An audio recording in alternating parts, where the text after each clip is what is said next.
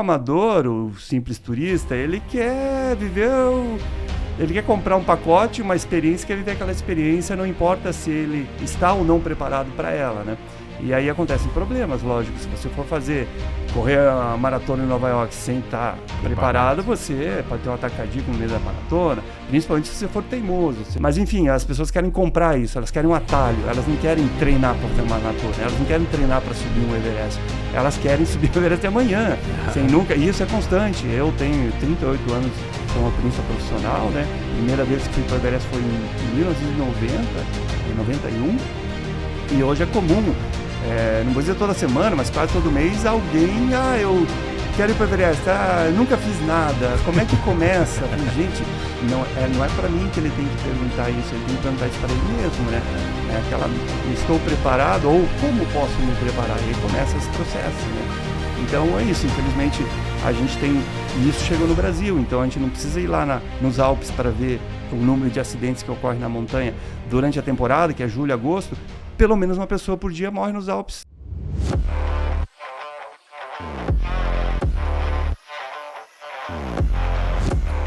Olá pessoal, estamos em mais um episódio do canal Macfin, o nosso episódio número 12, e hoje com uma presença para lá de especial. Quem que nós temos aqui, Brando? Hoje, nosso convidado, ele é um dos maiores alpinistas do Brasil e referência mundial em montanhismo de alta altitude. Ele foi o primeiro brasileiro a escalar o Everest, o K2 e os 7 cumes, e conquistou 7 das 14 montanhas acima de 8.000 metros. E também, depois de tudo isso, teve 300 montanhas que ele escalou ao redor do mundo. Nosso convidado é... Valdemar Neklevits, amigo nosso. Obrigado, Valdemar, por ter aceitado o nosso convite. Estou aqui no canal Macfin. Imagine, um prazer estar aqui, André, Brendo, Macfin, compartilhando aí um pouco da minha trajetória de superar desafios, correr atrás de sonhos. Acho que todo mundo teria que ir até as suas montanhas, nem todos vão, então a gente está aqui, né, justamente para cutucar essas pessoas, fazer elas irem em busca dos seus sonhos, da realização dos seus sonhos. E a gente trazendo um pouco da jornada aqui, a gente tem o Macfin Cash, onde está o dinheiro. Eu acho que essa questão é muito mais como uma provisão de recursos. E a provisão de recursos, ela é fundamental, acho que, para qualquer atividade, né? Eu queria entender um pouco, a gente começando a falar da atividade, explorar aí um dos maiores nomes do Brasil, né, nesse esporte. A gente estava conversando no off outro dia, Valdemar, sobre um pouquinho da diferença de turismo, de alpinismo, do alpinista profissional. E as pessoas meio que... Isso um pouco se perdeu, a gente falou, vários filmes, várias explorações, algumas coisas que saem na mídia, acho que tem documentários de alpinistas de várias montanhas no Netflix, toda a tua trajetória. Qual que é um pouco dessa diferença do turismo, de alpinismo, do alpinismo profissional, da trajetória, e quando você decidiu ser um alpinista profissional? Eu acho que o profissionalismo e o amadorismo, ou o planejamento e a questão de algo mais espontâneo, tá em todas as atividades, né? E na montanha, principalmente depois da pandemia, o homem sentiu um pouco mais de necessidade de buscar a natureza novamente, de buscar montanha. Então, o número de caminhantes, o pessoal começou a fazer trilhas, o número de pessoas que começou a fazer montanha aumentou muito. Que legal. Como uma válvula de escape, né? Mas de uma forma muito espontânea, sem preparação, sem capacitação, sem preparo físico, né? É importante. Ou seja, turismo de montanha aumentou muito. O número de alpinistas profissionais também aumentou, talvez um pouco menos, porque não somos milhares, não somos milhões, talvez, não somos poucos, assim, os alpinistas profissionais do mundo, porque exige uma boa qualificação, uma série de pré-requisitos. Não é uma atividade fácil, é uma atividade que exige um certo esforço, uma certa entrega, um certo sacrifício, um pouco mais do que outras atividades, e principalmente a questão do envolvimento ao risco, né? Um gerenciamento de risco melhor, né? Já o amador, o simples turista, ele quer viver ele quer comprar um pacote, uma experiência, quer viver aquela experiência, não importa se ele está ou não preparado para ela, né? E aí acontecem problemas, lógico. Se você for correr a maratona em Nova York sem estar preparado, você pode ter um ataque cardíaco no meio da maratona, principalmente se você for teimoso, ou seja, se você começar a correr e ver que você não tem fôlego, você vai começar a caminhar. Agora, se você for teimoso, você vai querer continuar correndo, isso pode te levar a um colapso, né?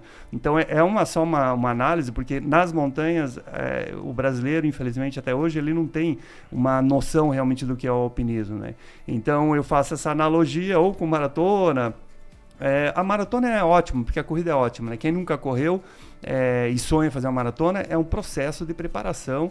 Eu gosto de correr, né? Faz parte do meu condicionamento físico. A corrida é importante para o condicionamento. A corrida é extremamente importante para a capacidade aeróbica, né? Para o condicionamento geral como um todo. O homem nasceu para correr, digamos assim. O homem andava muito e corria muito antes do automóvel, digamos. Antes desses meios de transportes mais modernos. Ou seja, antigamente, nas antigas civilizações. E ele andando e correndo, subindo montanhas, ele criava uma resistência física e uma saúde corporal incrível, né? Sim. Hoje não, hoje a gente meio que vegeta, né? Hoje as pessoas não... Sim, há os atletas, há os esportistas, né? Mas a maioria da população não pratica esportes. A maioria da população é muito ociosa e aí até usa isso como, mas eu não tenho dinheiro. Gente, um par de tênis velho e vai correr no parque, já vai correr serve, na rua. Né? Então você pode praticar esporte sim, desde que você tenha disposição, né? Nós temos aí grandes exemplos de atletas que se tornaram atletas profissionais que começaram sem nenhum recurso, né? Lógico, se você tiver recurso, você pode otimizar essa tua preparação e se tornar um profissional, né? Você vai ter acesso a um centro de treinamento, você vai ter acesso a pessoas, preparadores físicos, fisiologistas, porque nós somos um corpo, né, munidos de um potencial imenso e a gente tem que entender. Tem muita gente que entende tudo de carro e não sabe como funciona o sistema cardiovascular, o sistema respiratório, não sabe o que é VO2, não sabe o que é absorção de oxigênio, mas sabe ali a octanagem da gasolina, enfim. É só assim para lembrar que nós temos que dar muita atenção para aquilo que nós somos, né? Somos uma máquina também, Nós né? somos uma grande máquina criada por Deus com recursos assim incríveis. E tirando essa parte da máquina física, né, tem a questão emocional, né? Então nós temos um poder mental assim absurdo, né, que a gente pode conquistar qualquer coisa desde que você queira realmente, desde que você trabalhe com isso. Mas enfim, vamos voltar a falar lá do André, que ele falou do amadorismo. Então o amadorismo na montanha cresceu muito, é constante. Isso já aconteceu lá nos Alpes há muito tempo, ou seja, o alpinismo já é praticado nos Alpes há mais de 200 anos. 200 anos? Isso oficialmente. 2 séculos. Sim, mas há milhares de anos atrás o homem já subia montanha. Com certeza. Existem vestígios aqui na Cordilheira dos Andes que os índios, né, os antigos incas, subiam as montanhas. Montanhas de 6 mil metros, e não uma ou duas, centenas dessas montanhas, para fazer cerimônias.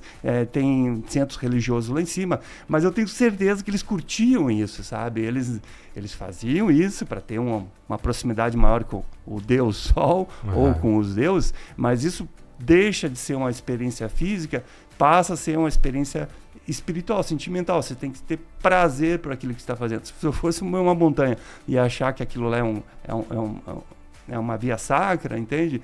Você não vai sentir prazer, não vai ser legal aquilo, você não vai fluir, né? Não vai ter essa sintonia, esse êxtase, essa satisfação, né?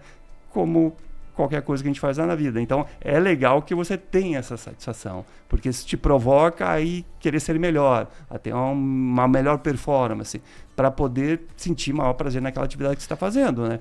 Então, mas enfim, as pessoas querem comprar isso, elas querem um atalho, elas não querem treinar para fazer uma maratona, elas não querem treinar para subir um Everest, elas querem subir o Everest de amanhã, sem nunca, e isso é constante. Eu tenho 38 anos como alpinista profissional, né? Primeira vez que fui para o Everest foi em 1990, 91, e hoje é comum, não vou dizer toda semana, mas quase todo mês, alguém, eu quero ir para o Everest, nunca fiz nada, como é que começa? Eu falei, gente, não é para mim que ele tem que perguntar isso, ele tem que perguntar isso para ele mesmo, né? Estou preparado, ou como posso me preparar? E aí começa esse processo, né? Então é isso, infelizmente a gente tem, e isso chegou no Brasil, então a gente não precisa ir lá nos Alpes para ver o número de acidentes que ocorrem na montanha durante a temporada, que é julho, agosto. Pelo menos uma pessoa por dia morre nos Alpes escalando montanhas, né? Escalando, esquiando, caminhando. porque comete alguma imprudência ou porque cai uma pedra na cabeça dele ou cai uma avalanche, né? Faz parte do ambiente da montanha. Só que ele não sabe qual o procedimento tem que ser tomado caso aconteça uma avalanche, né? O André ia sair correndo, né? Eu ia sair correndo, então, com certeza. nem sempre o procedimento ideal, correto. né? Então, qual o procedimento correto quando tem um imprevisto? Então, essa questão de você respeitar muito os seus limites, ver se você está preparado mesmo, e respeitar muito a montanha em si, aquele ambiente que você está atuando, para você ter controle desses riscos, né? Então tem que ter uma correta avaliação desses riscos. Escalar, ou os sobreviventes, né? Que eu gosto muito de dizer que nós somos sobreviventes. Todos nós somos sobreviventes. Sim. Vocês da MEC são sobreviventes. Vocês estão aqui no podcast sobrevivendo. Enquanto as pessoas naufragam, enquanto outras pessoas desaparecem, enquanto outros negócios deixam de surgir. Empresas quebram, entende? Então, quem está no mercado, quem é playing, quem está aí no campo, que está com a bola na pé, né? Então, você que direciona esse mercado ou a tua atividade que você está fazendo. Então, eu gosto de ser um sobrevivente, né? E eu falo, alpinista bom é alpinista vivo, né? Então, embora você cometa erros, o que é natural, né? Você tem que se aperfeiçoar. Tem que mitigar os riscos, né? Investir no seu desenvolvimento, ter paixão para aquilo que você faz e continuar vivo, né? Mas acho que pela proximidade que as pessoas estão tendo com os esportes, né? Por exemplo, vê lá o pessoal praticando o triatlon, ou Ironman, né? Ou Ultra Ironman, né? As outras maratonas. A pessoa acha que é muito fácil chegar lá, né? Por ver na internet, ver no Instagram, ver não sei aonde, e acha que não tem uma jornada, uma evolução a percorrer. Porque antes, se eu não me engano, os homens costumavam caminhar 20 quilômetros por dia. Sim, né? sim. Na antiguidade. 30, 40. Os incas caminhavam 40 por dia tranquilamente. Hoje em dia o pessoal trabalha no escritório o dia inteiro, chega em casa, senta no sofá e não faz quase que nada. Daí resolve ir para uma jornada ali de ou praticar um triatlon, ou praticar maratonas, ou ir para o alpinismo sem um preparo e acaba se machucando, né, Valdemar? Então, eu acho que é importante esse preparo. E você, quando estava começando, qual que foi a tua jornada para começar a evoluir no montanhismo? Eu tive uma iniciação no esporte muito cedo, né? Eu sempre gostei de esportes, né? Eu morei numa chácara, num sítio até os 12 anos. Eu nasci em Foz do Iguaçu. Então, eu morava no meio do mato, né? E a nossa brincadeira era subir em árvore, construir casa, brincar no banhado, no rio, atravessar o rio, pescar muito no Rio Paraná, no Rio Iguaçu. A gente ia tomar banho nas cataratas do Iguaçu, né, quando eu era criança. Enfim, tudo isso me trouxe uma atividade física natural, espontânea, né? Perfeito. E depois, quando eu comecei a estudar, eu fui para o colégio militar, meu pai era militar. Então, Perfeito. A questão do preparo físico sempre foi bem, muito importante, né, nos colégios militares, ou para quem tem carreira militar. Daí eu fui cadete, né? Fui para a academia militar. Ou seja, com 14 anos, quando eu fui para a SPSEC, a Escola Preparatória de Cadetes lá em Campinas, foram 3 anos, eu já passei a ser atleta, né? Porque eu gostava. E eles já viam quem tinha alguma qualidade e investiam nessa pessoa para que ele se tornasse realmente um atleta e representasse, digamos, a instituição nas competições que são comuns, né? No Exército e em grandes escolas, assim, não só militares, né? Então eu já comecei no atletismo, e o atletismo, quando eu comecei, na nossa equipe tinha então preparador físico, né? Tinha fisiologista, tinha nutricionista. Então, desde cedo, desde os 14 anos, eu entendi, né, que a minha performance... A necessidade de preparo. Exato, a necessidade de preparo, né? Tanto físico quanto a questão da nutrição. E, enfim, tudo isso para mim foi natural, porque quanto mais me davam essa oportunidade, mais eu gostava, né? Eu via que a minha performance melhorava. Enfim, daí eu fazia 110 com barreira, fazia salto triplo, né? 110 metros 110 metros com barreira, salto triplo. Eu era meio comprido, né? Sou meio comprido até hoje, e salto em altura, né? A minha principal modalidade foi salto em altura. Legal. Sim, sempre fui um atleta mediano, nunca fui o melhor, né, da equipe, era o reserva da equipe, quase fui pan-americano como reserva, né? Mas acabei não indo, enfim. E aí, quando eu fui para Resende, Quando eu vim para Curitiba, eu já conhecia as montanhas, né? Eu fui passear na Serra do Mar e conhecia. Morou em Foz, aí foi para Campinas. Eu vim com 12 anos para Curitiba. E com 14 anos eu fui para Campinas. Aí Resende. Daí Resende. Então, eu conheci a montanha aqui, né? Quando eu tinha 14 anos. E depois eu conheci o Parque Nacional de Itatiaia, quando eu fui para Resende, né? Uhum. Quando eu tinha 16, 17 anos, 18, 19, 20... Não, 18 anos, quase 18 anos, né? E ali, embora o berço do montanhismo seja o Marumbi, né, que isso foi fundamental, onde ele é mais praticado, fundamental para o início da minha carreira também, onde ele é mais praticado é no Rio de Janeiro, né? Onde tem mais clubes organizados, a gente tem clubes organizados em Curitiba também. Então lá, o montanhismo é muito praticado. Eu já ingressei num clube civil, fora da academia. Perfeito. E eu adorava a vida militar, mas eu gostava muito mais nos finais de semana de escalar o Pico das Agulhas Negras, o Dedo de Deus, o Pão de Açúcar. E aí o tempo foi passando, e quanto mais o tempo passava, mais eu praticava. Mais amizades eu fazia lá fora, e mais fascinado eu ficava com o mundo das montanhas, né? Só que teve uma transição aí. Entre eu sair da academia de Campinas e ir para a academia, eu tinha 17 anos, eu fui fazer a minha primeira viagem aqui na América do Sul, né, com um colega da academia. A gente foi até Machu Picchu, né? Então a gente saiu do Brasil, da Estação da Luz de São Paulo, naquela época tinha um trem, né, que ia para Campo Grande. A gente fez baldeação em Bauru de trem, Pantanal de trem, trem da morte na Bolívia. Naquela época tinha o tal do trem da morte, porque vinha muita gente trazer cocaína para o Brasil. Uhum. Enfim, aqueles trens estavam super lotados, tinha muito contrabando, então levou a fama de trem da morte. Hoje o trem da morte não é mais da morte, não existe, tinha gente até no teto. Isso foi em 1985, né? 1985, muito tempo atrás. E aí eu conheci os Andes, né, nessa viagem. Não foi só Machu Picchu, né? La Paz, as montanhas, que eu já gostava de montanha, né? Sim. Então, aí, quando eu fui para academia, eu já estava assim meio... Puxa vida, meu lugar é lá na montanha, meu lugar não é aqui. Mas a montanha estava ali ao redor da gente, lá nas Agulhas Negras, né? O Pico das Agulhas Negras é o maior do Brasil? Não, eu acho que é o quarto do Brasil. Do Brasil. Eu sei que o Pico das Agulhas... 2.787. Que o Pico da Neblina é o maior, o pico, né? da Neblina era 3.014, hoje tem 2.000, acho que 2.994. Ele reduziu? As altitudes foram alteradas. Aí eu não, as altitudes, as aferições, as medições foram mais precisas. Mais precisas, e essas altitudes foram alteradas aqui no Brasil. Né? O Pico das Agulhas Negras é quando você está pegando o avião de Curitiba para São Paulo, ou de Curitiba para o Rio.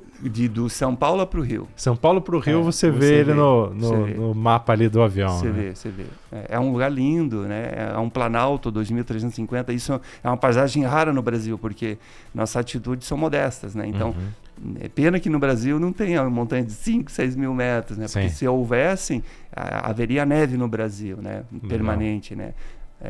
Mas não há, né? Eventualmente neva em Itatiaia, mas lá em cima no Planalto, que a gente chama, né? Sim. Mas é raro. Ou na Serra dos Órgãos, mas é raro também. Que a cada 100 metros de altitude diminui 1 grau, é isso? Aproximadamente a cada 200 metros diminui 1 grau. 200 metros. Depende da latitude também, da distância do Equador. Enfim, o Brasil, apesar que você, pensando rápido, não tem montanha, tem bastante montanha. E onde estão essas principais montanhas? Na Serra do Mar, né?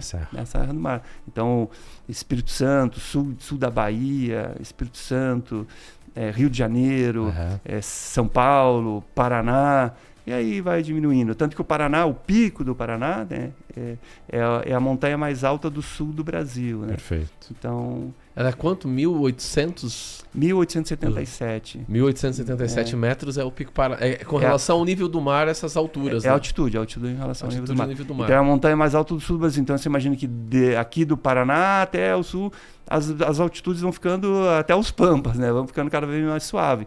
E a gente não tem nenhuma cordilheira central, assim, mas embora há alguns afloramentos no interior do Brasil, no interior do estado do Paraná também. E onde há afloramento rochoso hoje no Brasil, há escalada em rocha, né? Ou seja, tem gente escalando. Então a escalada em rocha é incrível, assim. Não só a escalada em rocha, mas a escalada em qualquer montanha ou qualquer atividade junto à natureza, ela causa aquela introspecção, assim. Então, além da questão da questão física, né?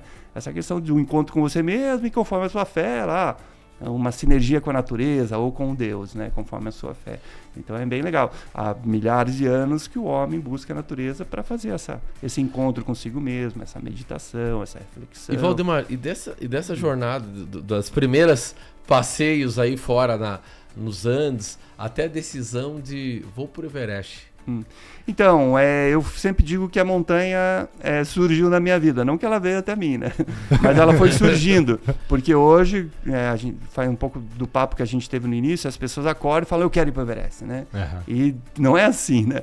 Eu digo que o Everest surgiu na minha vida, então, quando eu vim para Curitiba, o Marumbi surgiu na minha vida, eu vi aquela montanha assim, e absolutamente... linda e imponente a montanha quando você desce o trem de Curitiba para Paranaguá. Sim. E passa ali, você é extremamente imponente, é uma paisagem rara a nível mundial, assim, e aquilo me chamou. Aí uma outra questão é você entender o chamado de algo, ou no meu caso o chamado da montanha. Ele me instigou, quando eu olhei uma hora eu falei, gente, será que dá para chegar lá em cima? Como é que é subir um paredão desse? Como é que é chegar no topo de uma montanha como essa, né? E aí, enfim, eu fui... há 44 anos atrás, a primeira vez que subi o Marumbi, né? E eu aprendi muito ali no Marumbi. E depois fui lá para Itatiaia, subi também dezenas de vezes o Pico das Agulhas Negras, calei várias vezes as montanhas ali na Serra dos Órgãos. E quando eu voltei para Curitiba, quando eu saí da academia, porque eu pedi para sair da academia 6 meses antes da formatura, né? Porque eu falei, se eu me formar e tornar aspirante, vai ser mais difícil eu largar. Você vai criando vínculos, né? Claro. E pensando em não frustrar muito meu pai também, que eu demorei um pouco para pedir desligamento, como eles chamavam da academia. Mas depois eu saí da academia, eu vim para Curitiba e entrei num clube de montanhismo, porque eu já fazia parte de um clube de montanhismo lá em Resende, que é o Jean, e vim para o CPM, que é o Clube Paraense de Montanhismo aqui no Paraná.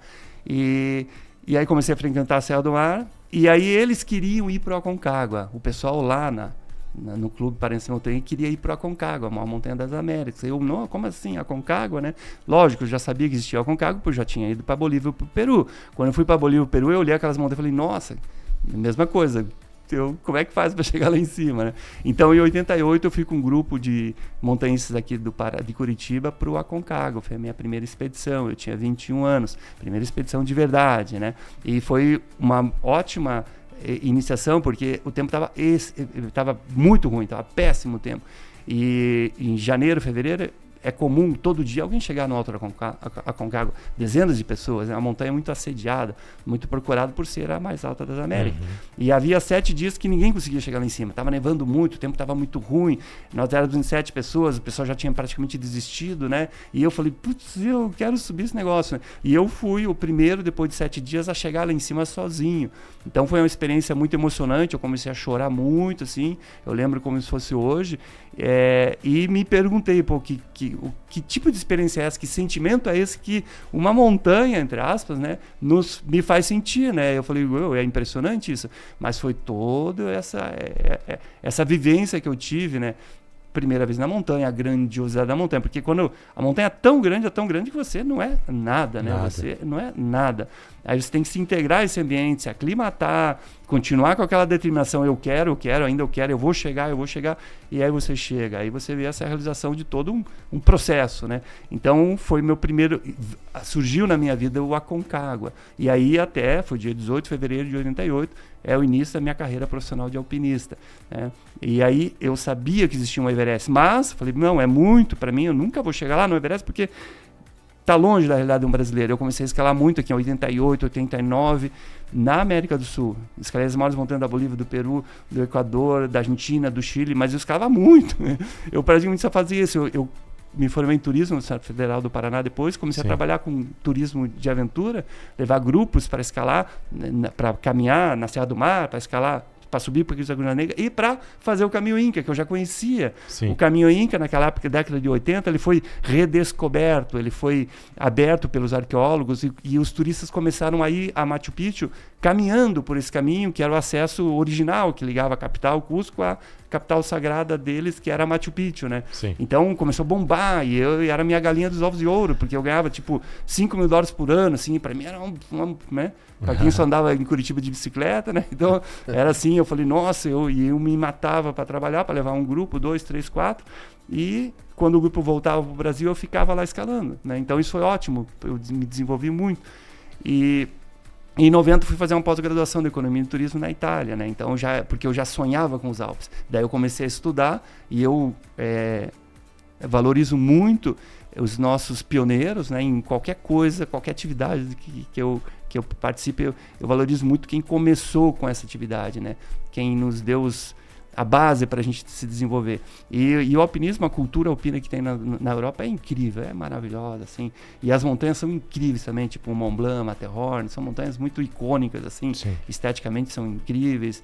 E a rocha é de ótima qualidade, o gelo enfim, é um lugar perfeito para se praticar o esporte. E eu quis, né? Então em 1990 eu fui lá, com a desculpa de fazer uma pós-graduação, mas eu comecei a... Na verdade foi para escalar. E aí eu comecei a escalar e sem querer também, olha só, sem querer eu comecei a entrar no universo mundial do alpinismo, porque eu era um brasileiro, né? O Brasil naquela época pouco fazia em termos de alpinismo, quase nada, tinha algumas iniciativas só. E aí eu vi que o pessoal só falava em Himalaia lá, porque eles treinavam lá para ir para o Himalaia. E eu comecei a fazer palestras naquela época, em 1990, para clubes alpinos na França, na Itália e na Suíça. Era uma forma de eu conseguir dinheiro, porque depois que eu saí da academia, meu pai não me dava mais dinheiro. Até eu conseguia passar, já era de graça para poder ir para a Itália, porque meu pai era militar e não queria que eu deixasse de ser militar. Né? O sonho dele era que um dos filhos fosse oficial do exército, né? Então ele focou. Ele queria que você permanecesse aí. E eu não podia, né, realizar o sonho do meu pai, eu tinha que realizar o meu sonho, né? Claro. Enfim. Então eu fazia essas palestras, e nessas palestras que eu levava os meus slides, que eu sou apaixonado por fotografia, né, sempre fotografei, fotografo até hoje, amo a fotografia, os auditórios estavam sempre lotados, porque você não clicava assim, que a gente clica hoje e conhece tudo sobre o Aconcagua, tudo sobre o Huascarán, que é uma montanha do Peru, tudo sobre o Illimani, né? As pessoas tinham que pesquisar, ir na biblioteca, abrir livros, né? E aí eu mostrava os meus slides, fotos bonitas, de tudo isso, e a pessoa olhava, pô, você com quantos anos você tem, né? Eu tinha o quê? 20, quando eu fui eu tinha 24 anos, assim, sabe? Todo entusiasmado, né? E aí eu falava, se alguém de vocês sabe de alguma expedição que está indo pro Himalaia, não. Então, até então, eu não era assim, eu vou pro Everest. Hoje tem gente aqui, eu acho ridículo isso. Eu vou fazer o Everest, eu vou fazer todas as montanhas de 8 mil metros, sem nunca ter pisado no Himalaia. Sim. Ou seja, isso é falta de humildade. São etapas, né? São etapas. E aí eu falava isso nessas palestras por último e voltei para o Brasil. Aí quando eu voltei para o Brasil, eu recebi um convite de uma expedição francesa para ir para o Everest. Aí eu falei, meu Deus, e agora? O que eu vou fazer, né? Eu tinha 24 anos ainda, era final de 90, início de 91, né? Prestes a fazer 25 anos. Aí eu falei, bom, não vai dar, eu precisava de uma montanha de dinheiro, eu não tinha equipamento para isso, eu não tinha capacidade técnica para isso. Ou seja, veio só o convite. Então, quanto tempo durou essa minha dúvida? Eu comecei a duvidar da minha própria capacidade técnica. Durou 1 milésimo de segundo, eu fechei os olhos e falei, eu vou pro Everest. Por isso que eu falo nas minhas palestras, quando alguém convidar você para escalar o Everest, no teu ramo de atividade, né, aceite o convite na hora. Claro. É a grande oportunidade da sua vida. Claro. Né? E aí eu fui em busca desse meu sonho. Aí é longa a história, teve muitas coisas, mas eu fui para o Everest em 91, mas só que em 91 eu não cheguei lá. Né? Eu cheguei a 8.500 metros, porque foi muito parecido com o que aconteceu lá no Aconcagua. O tempo estava ruim, nevando, ninguém conseguia chegar lá em cima. Todo mundo desistiu, eu continuei sozinho, no Everest, a primeira vez, né? Como eu acabei de falar, né? Eu era muito inseguro, eu subo, desço, o que eu faço? 8.000 metros sem oxigênio, 8.500 sem oxigênio. E aí resolvi voltar, porque deu problema na única garrafa de oxigênio que eu usaria a partir de 8.500, né? E seria uma grande imprudência, né? E até as pessoas me perguntam, mas você não acha que ia conseguir chegar, já que faltava apenas 300 metros? Eu acho que ia conseguir chegar, mas eu tenho certeza absoluta que não ia conseguir descer com vida, então aí não vale a pena. Não. É a questão da sobrevivência que a gente já falou. Se não é sustentável, você não está pronto para a próxima escalada. E pronto, cara. Um negócio tem que ser sustentável, uma escalada tem que ser sustentável. Bom, Valdemar, até para o pessoal que é alheio, né, às montanhas, e até para eu entender a diferença, escalar as montanhas aqui da América do Sul, né? Você não precisa de cilindro de oxigênio, né? Ou precisa, já começa a precisar. Aqui as montanhas têm 6.000 metros? Depende da tua capacidade, né? O homem já escalou todas as montanhas de 8.000 metros sem cilindro? Todas as montanhas do mundo já foram, ou aquelas que algumas ainda nunca foram escaladas, mas sem garrafas de oxigênio. Não se você tiver um super saúde física e um super condicionamento, você consegue escalar até mesmo o próprio Everest sem garrafas de oxigênio. Só que é extremamente difícil e arriscado, né? Então se recomenda que a partir de 7.500 metros você usa garrafas de oxigênio, porque fisiologicamente falando, até 7.500 metros de altitude você consegue se adaptar, digamos assim, aumentar a capacidade de absorção de oxigênio e regular sua pressão arterial para você não explodir lá em cima, né? Porque você sobe, diminui a pressão atmosférica, é como se você aumentasse a tua pressão arterial. Teu corpo meio que expande ali. Né? Exatamente. Mas o teu organismo ele se adapta. Se ele for eficiente, ele vai se adaptar. Só que a partir de 7.500 metros, existe uma linha, então, a 7.500 metros, que a gente chama de limite vertical. Sim. Marca quando a entrada no que a gente chama de zona da morte. Então, a partir de 7.500 metros, fisiologicamente falando, você começa a morrer, né? Você começa a entrar em colapso. Você tem no máximo 48 horas, né, para cumprir o objetivo e sair da zona da morte. Né? Se você não estiver usando garrafas de oxigênio. Sim, se você estiver usando garrafas de oxigênio, você pode ficar lá o tempo que você quiser usando o oxigênio. É importante lembrar que nós não respiramos só oxigênio, né? Claro. O ar tem outros gases, né? Então, na verdade, esse é um oxigênio medicinal, são 800 litros de oxigênio que tem numa garrafa ali, uma pressão absurda, que ele se mistura com ar na hora que você vai respirar, né? Certo. Então, mas você gasta em média aí uma garrafa de oxigênio a cada 3 horas, 3, 4 horas, né? Nossa. Então, tem então o limite de volume, de quanto peso, você consegue carregar? Exatamente. Então, e mesmo assim o oxigênio que você respira a lá 8.000 metros, ele nunca vai ser assim, essa concentração de oxigênio, da garrafa, como se você fosse estivesse a nível hoje do mar. aqui em Curitiba ou a nível do mar. Sim. Ela é abaixada as condições para aproximadamente 6.000 metros. E 6.000 metros já tem menos de 50% de oxigênio que se você respira a nível do mar. Entendi. Então, acima de 5.000 metros, já tem menos de 50% do que se respira a nível do mar. Qualquer pessoa, mesmo saudável, começa a sentir a falta do oxigênio na atmosfera a partir de 3.000 metros. É o ar rarefeito, então, né? É o ar rarefeito. O ar começa a ficar rarefeito ou mais rarefeito a partir de 3.000 metros. Então, a partir de 3.000 metros, quem for para Cusco, no Peru, né, às vezes até mais baixo, quem for para a Cidade do México, 2.400, já começa a sentir um pouco de ficar ofegante quando sobe uma escada. E acima de 3 metros, você já sente uma dor de cabeça, né, porque a pressão já está maior, a tua absorção de oxigênio não está tão... Ou seja, o sangue vai para o teu pulmão, mas ele não consegue absorver a mesma quantidade de oxigênio que ele absorve normalmente, porque não tem esse oxigênio. Perfeito. Né? Aí o que ele começa a fazer? Ele começa a multiplicar os glóbulos vermelhos. Então ele começa a aumentar esse time que vai lá nos alvéolos absorver oxigênio. Só que daí cria-se um outro problema. O teu sangue fica mais denso, fica mais grosso. Só que teus capilares talvez sejam finos demais. Então é importante você praticar esportes, principalmente na adolescência, para ter um bom sistema cardiovascular. Ou seja, capilares mais dilatados, mais largos, né? Para esse sangue denso fluir com uma certa facilidade. Aí, como o ambiente é frio, né? Que diminui lá, que a gente falou, 1 grau a cada 200 metros, é normal 30 negativos a 8.000 metros. Qual a principal função do sangue? Levar oxigênio para a célula. Segunda maior principal função do sangue, aquecer o corpo, manter o corpo aquecido. Então, o que acontece nas extremidades? Você já perde calor nos dedos, na cabeça, na ponta dos pés. A temperatura na ponta do pé já não é a mesma no coração, é um pouco mais baixa. E ao evitar mandar esse sangue para não perder tanto calor, e ainda mais o sangue não chega lá porque ele está mais grosso, você começa a ter problemas. Pode ter uma hipotermia, né? E se você ficar mais de 48 horas na zona da morte, acima de 7.500 metros, você vai ter um edema pulmonar ou um edema cerebral. Isso é provado fisiologicamente. Então você está ali, é uma bomba ao relógio, né? É o que a gente chama de inimigo invisível. O inimigo invisível é o mal da montanha, né? É a possibilidade de um edema, né? Principalmente cerebral ou pulmonar, né? O que torna tudo muito mais profissional, essa gestão de recursos, porque você vê. Exatamente. Porque você ter um bom personal trainer, performar na academia, fazer triatlon, pode te colocar apto, desde que você estude, não corra risco, para ser um razoável turista de montanha. Razoável. Em algumas montanhas, eu tive experiência, Pico Paraná, Marumbi.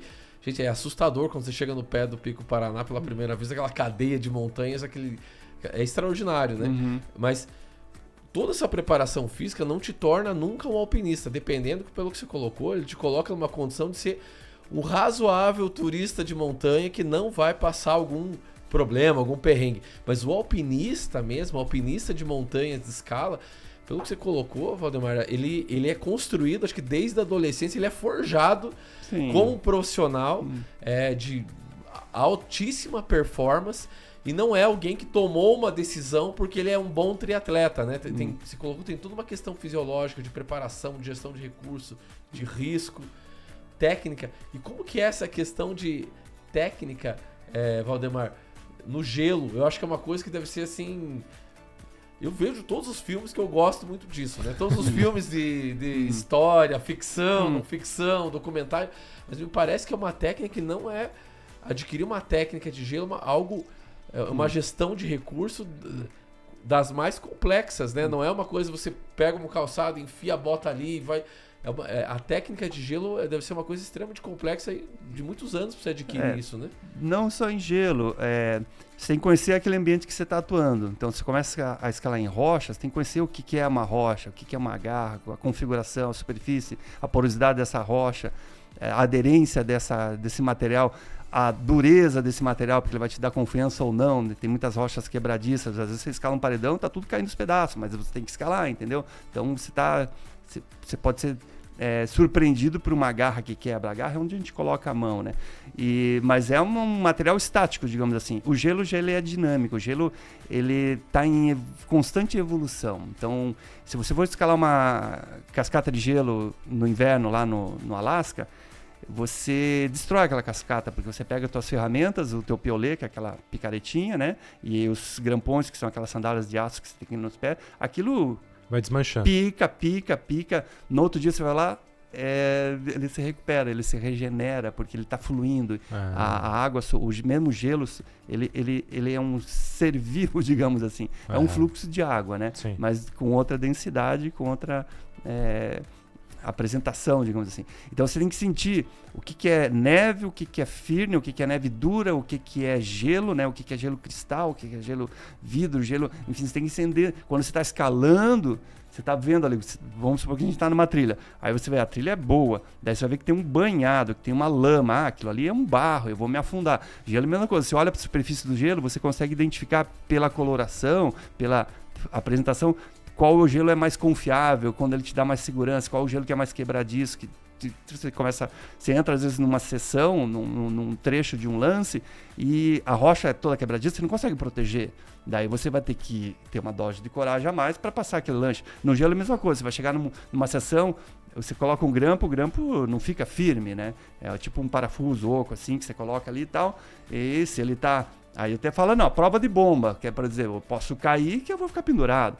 Agora eu costurei o primeiro, putz, não deu firmeza. Eu subo mais de uns 5 metros, coloco tenta outro. De novo. Ai, meu Deus. E cara, já faz uns 20 metros que eu tô aqui. Isso eu tô conversando com o meu parceiro que tá lá embaixo dando a segurança. Sim. Mas não adianta dar segurança se toda aquela proteção que eu coloquei não sustenta uma queda, né? E de repente chegou lá, nossa, ufa, até que enfim coloquei um grama. Então você vai tentando ler essa superfície de gelo até atingir, às vezes melhor próximo das rochas, por exemplo, porque próximo das rochas a rocha absorve calor e o gelo é mais duro, né? Então é mais confiável esse gelo do que onde bem no meio do corredor onde corre água, por exemplo, que está se alterando, que não é mais aerado, enfim. Tudo isso é experiência, né? E experiência, você sabe muito bem, não se improvisa, né? Não. Experiência a gente adquire através do treinamento, através da prática, né? E isso exige tempo, né? Exige Valdemar, pelo que a gente percebe, conhecimento em materiais, né, Bruno? Exato. Existência dos materiais, de engenharia de montanha, conhecimento de biologia dos materiais da natureza, gestão do corpo humano, preparação... A gente, é uma pergunta, você já parou? Quantos Valdemares a gente tem no mundo hoje em atividade com experiência similar? Acho que é uma pergunta que a gente tinha conversado no off, numa outra oportunidade. Porque você tem... A gente falou aqui, Brando, acho que de umas 10 áreas de competência. Pois é. De diferentes. A gente nem começou técnicas, o episódio de técnicas em jornadas de 40 anos. Quantos... Há um outro de número de montanhas pelo tempo que está indo retorno. A gente falou o primeiro Everest em 1991, a gente vai conversar um pouco do 2025 e depois a gente vai falar um pouco do próximo. Por todo esse tempo, por tantas montanhas, Há um parceiro similar, tem um outro nome similar no mundo hoje em atividade. A gente fala muito isso, que eles comparam muito isso do Cristiano Ronaldo, Messi, Lewandowski no futebol, os em atividade. Que daí tem aqueles... Quem seriam os em atividade?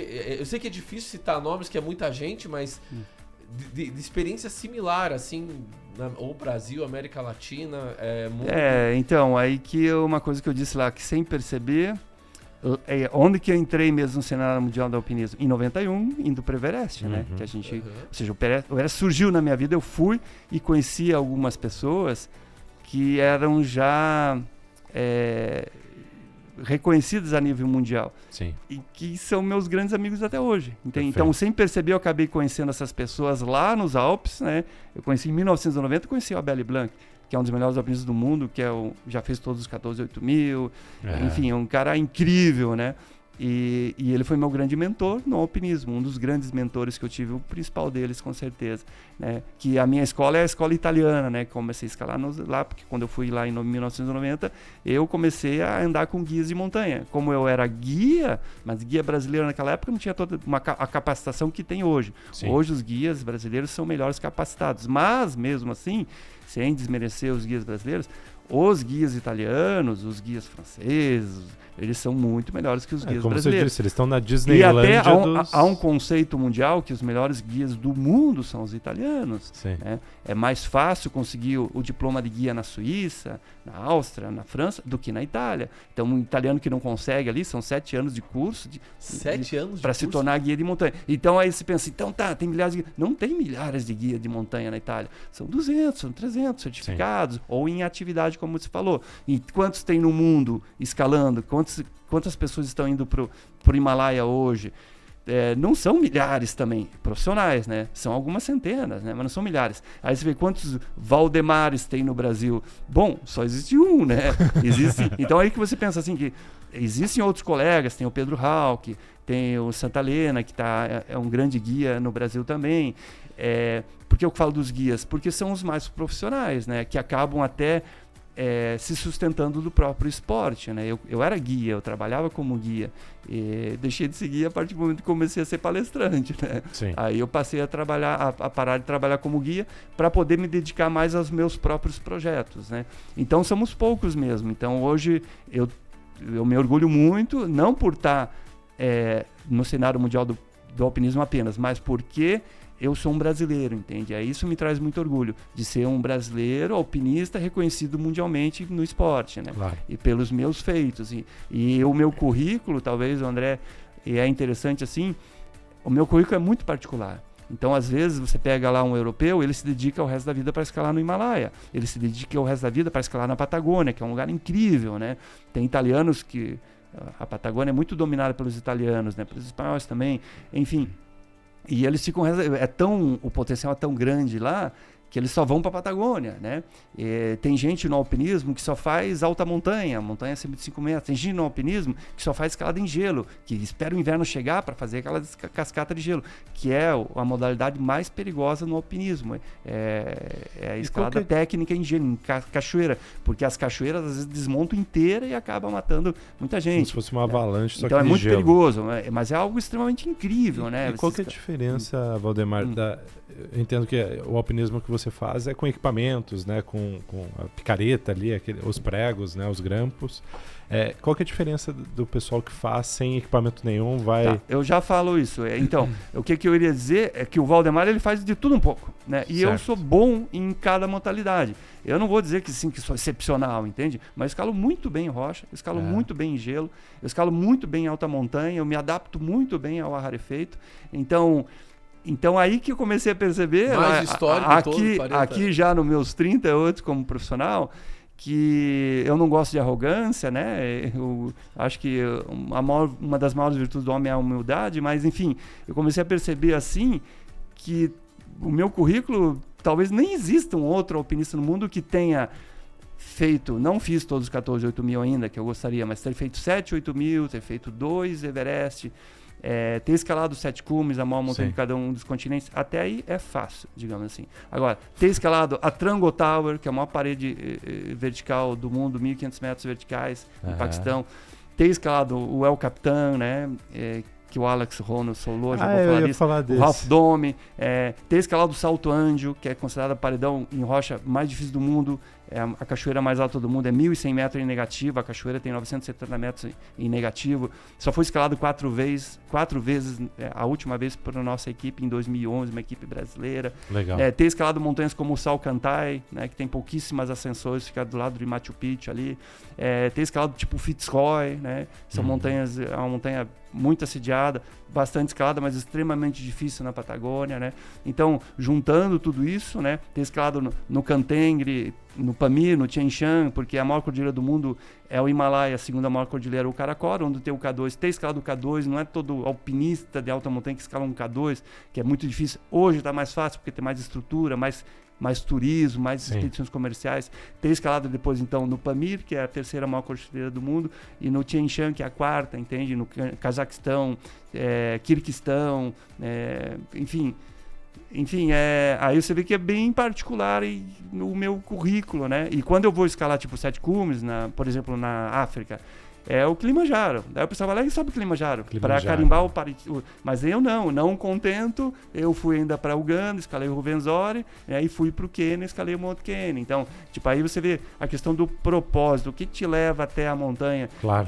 Um título que você quer, um troféu, ou você gosta daquilo, ou você quer viver amor, aquilo, né? Isso, exatamente. Então, aí o meu currículo é muito particular, e isso é legal.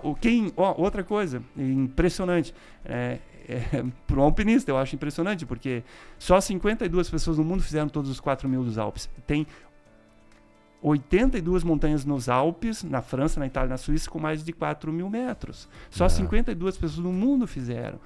51 da Europa. O único não europeu sou eu, entendeu? Então aí, quando eu fiz os 4.000 dos Alpes, e isso já acontecia antes, por eu ter ser colega do Abel e do Marco Camandoni, que é outro alpinista italiano, eu já fui muito falado, comentado na Europa. Quando eu fiz os 4.000 dos Alpes, o que tal? Um brasileiro, nossa, porque cada montanha que eu descia, eu chegava num refúgio. Sim. Tem mais de 1.000 refúgios espalhados lá nos Alpes, né, que dão apoio para isso. De onde você vem? Eu tô vindo lá da Crista do Broilha.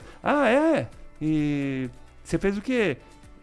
Fiz isso. Eu falei, o quê? Nossa, sério? De onde que você é? Do Brasil? Do Brasil? Opa, pera aí, senta aqui, cara. Traz uma sopa pra ele aqui, meu Deus, você veio de lá mesmo. Né? Coisa que são feitas 2, 3 vezes por ano.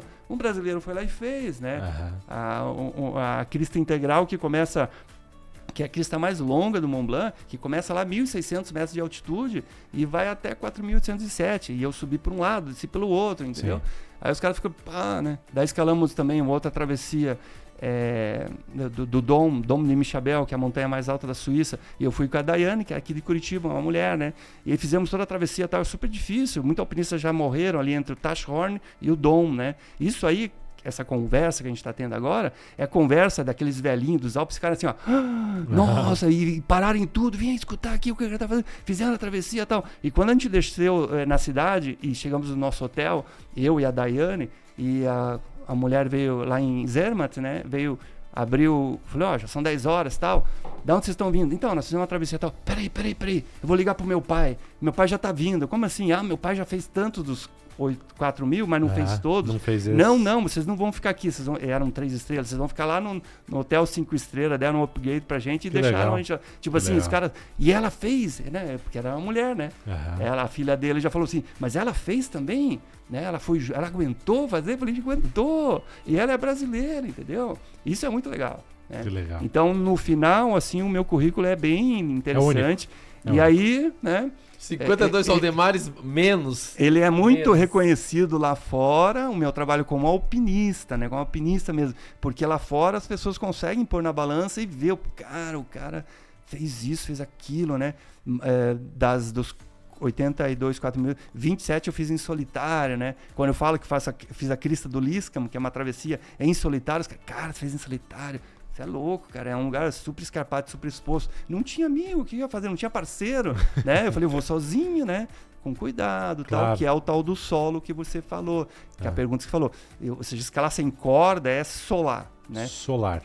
Você pode usar a corda para fazer autossegurança. Então eu chego num crux é um trecho, a gente chama o trecho mais difícil daquela via, daquele esticão. Então chega um crux ali, lá no Liscam, por exemplo, tinha a descida, o crux não era na subida, o crux era na descida. Se eu escorregasse, eu morria. Né? Tanto que essa travessia, eles falam que é a devoradora de homens, o apelido que ela tem. Porque muita gente vai, escorregou, mas você não para nunca mais, você vai parar lá em 2 metros lá para baixo. Né? Então, você chega no crux, você faz a autossegurança, você monta o equipamento, passa, tal, você tem que ir, depois voltar para tirar o equipamento e voltar de novo. É um processo, né? E então você pode escalar em solitário, usando segurança nos crux, ou você pode simplesmente fazer tudo em solo sem usar a corda, né? Sim. E aí a pessoa tem que ter muita experiência, muita confiança para se sentir à vontade num crux. Aí depende qual que é o teu grau técnico, né? Porque existe uma tabela feita pela UIA, União Internacional de Associações de Neopinismo, de grau de dificuldade técnica, tanto em rocha quanto em gelo. Perfeito. Então, tipo assim, no Brasil aí, lá fora vai até 10, no Brasil vai até 12º grau. Né? No Brasil, você encontrar uma pessoa que escala em rocha 8º grau já é bem difícil, né? 9º grau é extremamente difícil, né? E você falou o nome desse, Alex Honnold. Alex Honnold. Foi o que escalou o prédio agora. O Taipei 101, né? Sim. Ele ficou bem já deve ser muito famoso no meio alpinístico, né? Mas pra internet... Ele pra nós é uma celebridade. Não existe, é um cara que... Porque ele foi sem equipamento de segurança nenhum. E com essa ele escalou um prédio ele escalou o El Capitan, que eu demorei 4 dias para escalar. Que é aquele paredão. Ele escalou em solo também. Tem o filme dele, Free Solo, né?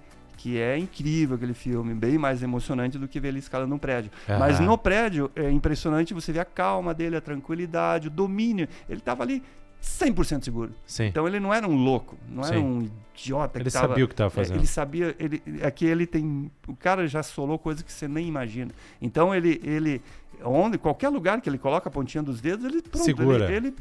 Tô bem. É como se você fosse subir gato. uma escada e segurasse no degrau. Tô bem aqui. Você só não pode ter medo de altura, né? Sim. Então, beleza. Então, já subiu uma escada de 5 metros? Agora imagine subir uma escada de 100 metros encostado, ou uma escada de 300 metros. Quanto mais alto você... Mas a dificuldade é a mesma. De 5 metros ou de 100 metros, ou de 300 metros. É a mesma, né? Sim. A gente até brinca, assim, que a queda é a mesma. Enfim, então relaxa, né? Então você tem que confiar em você e fazer. Só que é difícil. Eu faço solo em coisas mais simples, assim, né? Ou quando eu tô escalando super bem. Mas é natural. Nada próximo do Alex Honnold. Mas para mim é natural fazer um 4º grau, um 5º grau, né? Mas, Valdemar, 4º grau. Quando eu treinei para os Alpes, eu tava escalando 5º grau em solo, né? 5º grau. E ele faz 12º, assim. E pra gente entender... Que é um absurdo. Desculpa. Pra gente entender, montanhas como Everest, K2, a primeira, 1991. A última, do Everest... O ano passado, 2025. 2025. E a próxima... Se Deus quiser, o ano que vem. 2027. Legal. 27, né? 27. E quando a gente volta naquele do assunto dos feitos, né? Que a gente o brasileiro, ele tem uma mania triste de não enaltecer o que é da gente, né? Então a gente tem... geralmente a gente... E acho que vai por tudo, né? A gente tem aí desde pilotos de Fórmula 1, a gente tem... acho que as conquistas ali de alguns tem a questão do Senna, mas tem o Piquet, tem a questão das conquistas do Massa, do Rubinho, a gente tem várias outras conquistas, mas quando a gente tem acho que um atleta de alpinismo nível classe mundial numa cesta de algumas dezenas, ou se for colocar desse lado do Atlântico talvez de forma até única, como que você vê isso até nessa questão por tanto tempo, e não eu fui uma vez, eu tenho uma... Que eu acho que, Valdemar, e aí quando a gente fala de não ter Valdemares por aí, que não foi uma tentativa, eu acho que fui uma vez, voltei e tenho uma boa história para contar, mas acho que é uma história de décadas e décadas no alpinismo construindo. A gente já vai para nossa... A gente tem um lado B aqui, que é a questão dos projetos, né? Que se deixou um gancho ali para a gente explorar.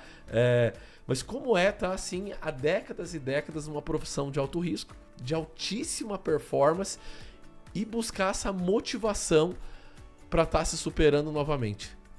No projeto que teve em 2025 e para 2027, como tá tanto tempo assim numa função raríssima no mundo, como um brasileiro, não tendo pares assim similares, tem ou outro, mas não com um histórico tão grande, né? Como é isso de buscar essa motivação de seguir em frente? Bom, talvez seja bem particular isso também. Eu sou muito exigente comigo mesmo, né? E eu sou apaixonado pela montanha. Eu amo o que eu faço, assim. Eu até fico frustrado quando eu vejo, assim, em alguns colegas que alguns sim têm essa paixão, a mesma que eu tenho, mas alguns não têm essa paixão, assim, né? São mais performance mesmo, são mais físicos, têm um perfil mais atlético, né? Mas não tem aquele amor, eu me emociono toda hora, eu choro toda hora, uma lua nascendo, o pôr do sol, e às vezes porque eu tô lá no fim do mundo e eu sei o quanto foi difícil chegar lá, e é incrível estar lá no fim do mundo, tá no meio de uma parede gigantesca que te engole, entende? Tá no meio de uma montanha que você não vai descer ali em uma hora, você tá comendo ali. Você vai demorar ainda uma semana para descer da montanha e ter acesso a uma comida depois que você já chegou lá em cima, entende? Sim. Mas isso é incrível. Então, você é muito... Tem uma provação muito forte. E eu gosto disso. Eu gosto de ser provado, de ser instigado, de ser provocado. Eu acho que isso me obriga a evoluir melhor, a me desenvolver melhor, a fazer melhor aquilo que eu faço, né? E, enfim, eu acho que só a paixão que eu tenho pela montanha já justificaria isso. Mas eu sou um amante da vida, acima de tudo. Eu estou prestes a fazer 60 anos, ou seja, o tempo passa muito rápido. Isso me dá uma certa aflição. Eu tenho medo de não conseguir escalar amanhã ou de não ter força física para isso, né? Vontade sempre eu vou ter, né? Então, há muito tempo já que eu comecei a perceber que eu estou envelhecendo cada vez mais. Todos estamos, né? Só que quando a gente tem 20, 30 anos, a gente acha que nunca vai ficar velho, né? Eu comecei, então, cada projeto que eu faço, eu já volto pensando no próximo, aquela opção, para dar tempo de fazer mais aquele, ou oportunidades até comerciais de parceria, porque às vezes você está com patrocínio, às vezes você não está com patrocínio, e agora como é que eu vou alavancar? Que próximo projeto eu posso alavancar em cima desse que acabou de ter sucesso? Eu não gosto de deixar assim 2, 3 anos, né? Uma vez uma Americlinic falou, o ideal é fazer um projeto a cada 3 anos. Gente, mas por 3 anos, sei lá, esqueceram o Valdemar, e daí? Né? Eu vou ter que investir de novo em divulgação e tal, porque eu acredito, né, que é muito difícil ser um aprenista profissional no Brasil. Eu tô sentindo isso nesses 38 anos. Eu nunca tive assim aquela tranquilidade, e foi assim o ano passado, e por isso que eu quero voltar para o Everest ano que vem, porque até 2 meses antes da expedição eu estava desesperado atrás do patrocínio. Depois consegui todo o patrocínio, mas depois eu estava estressado, desgastado fisicamente, emocionalmente, eu não tinha treinado direito. Não foi uma jornada fácil. Nossa, né? Eu fui para o Everest assim, com todo o patrocínio que eu precisava, mas despreparado. Aí eu falei, mas que droga isso, gente, que droga, entende? Eu não queria isso para mim, né? Eu queria, o ano passado tinha tudo, mesmo que as condições difíceis. Se eu tivesse ido realmente bem preparado, eu teria chegado no ano passado. Tenho certeza absoluta disso. Mas eu não fui bem preparado, eu estava doente, eu estava com uma sinusite mal curada, e eu falei, mas que droga, então eu quero tentar, e o ano que vem, fechar o patrocínio o quanto antes, né? Para não ficar estressado. Eu amo fazer palestra, mas fazer menos palestra. Até na véspera da expedição eu estava correndo atrás para fechar o meu caixa, para poder pagar minha despesa, para poder subir o Everest, para poder levar a bandeira do Brasil lá em cima depois de 30 anos, porque eu acredito que a gente poderia ter comemorado os 30 anos da conquista brasileira do Everest de uma maneira mais festiva, né? Porque acho que merecíamos celebrar.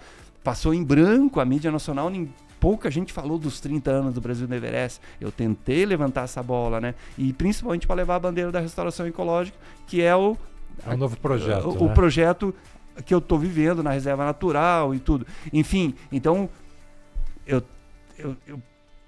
você pode falar, pô, mas você já escalou 2 vezes Everest, já teve 5... Para que escalar de novo, né? Enfim, é a questão do propósito, não é o Everest, entende? É a questão da restauração ecológica, é a questão dos 30 anos ainda, é a questão do Valdemar ainda. Eu queria sair do Everest assim, tipo, tendo chegado lá em cima com uma vitória, né? Não vou dizer que foi uma derrota, que parcialmente a gente atingiu os objetivos, mas sim, eu fiquei frustrado por não ter conseguido chegar. Cheguei a 8.000 metros. Tem gente que nem chegou a 8.000 metros, tem gente que ficou por lá, né?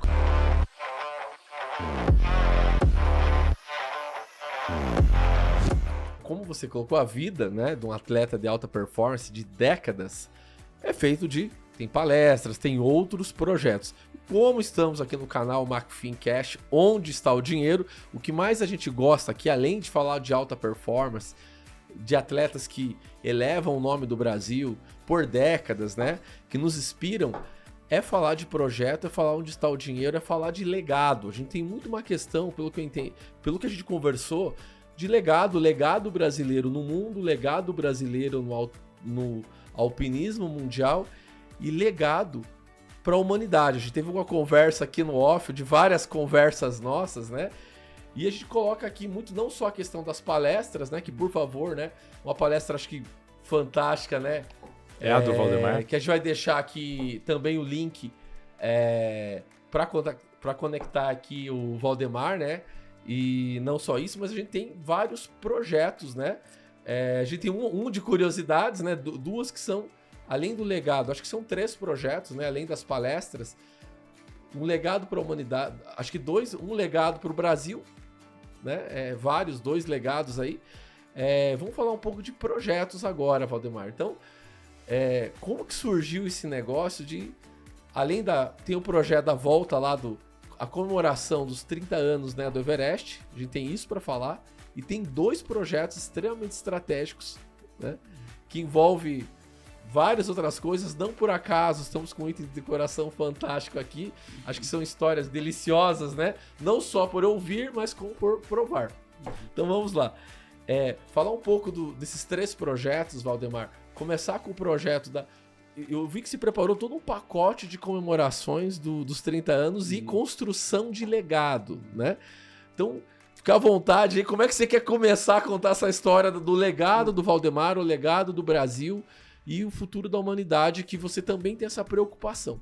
Eu acho que poucas pessoas se preocupam em deixar um mundo realmente melhor para gerações futuras, né? Claro. O mundo está vivendo uma crise climática sem precedentes, que só tende a piorar, né? As florestas foram devastadas, né? O patrimônio natural do Brasil, que era absurdo e ainda é muito lindo, foi bastante degradado, né? Eu sou um grande amante da natureza, acima de tudo, eu gosto de montanha, mas a natureza no seu estado mais primitivo, como também da presença do homem nessa natureza, porque nós fazemos parte da natureza também, né?